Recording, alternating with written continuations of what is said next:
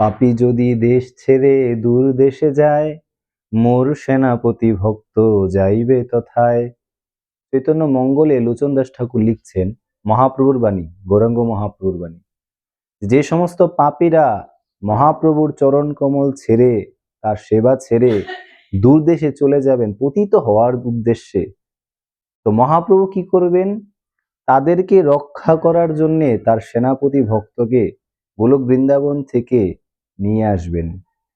আর সেই সেনাপতি ভক্ত, সেই সক্তাবেশ অবতার হচ্ছেন জগৎগুরু শিল প্রভুপাদ।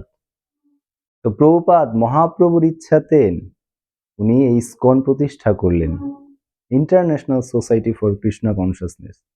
যখন শিল প্রভুপাদের মাত্র 3 জন শিষ্য ছিলেন, এই 3 জন শিষ্যকে নিয়ে তিনি তার সংস্থার নাম দিলেন ইন্টারন্যাশনাল। অর্থাৎ শিল প্রভুপাদ ভাবছেন যে আমার এই সংস্থা এক সময় সারা পৃথিবীব্যাপী ছড়িয়ে যাবে, সারা পৃথিবীতে সমস্ত পতিত জীবরা এই সংস্থাতে আশ্রয় গ্রহণ করবে এবং গৌরাঙ্গ মহাপ্রভুর সেবা করবে। তাই জন্য এই সংস্থাটি নিজের মন গড়া কোনো সংস্থা নয়, এটা স্বয়ং নিত্যানন্দ প্রভু এবং মহাপ্রভুর ইচ্ছাতে এই সংস্থার অবতরণ হয়েছে। হ্যাঁ, তো এই ইসকনকে প্রতিষ্ঠা করা এবং তার সর্বাঙ্গীন মঙ্গল কামনা করা, হ্যাঁ, তার বিনাশ করা, সমস্ত কিছু বর্তায় হচ্ছেন মহাপ্রভুর ইচ্ছার উপর। আপনি আমি কিছুই করতে পারবো না ইসকনে। হরে কৃষ্ণ।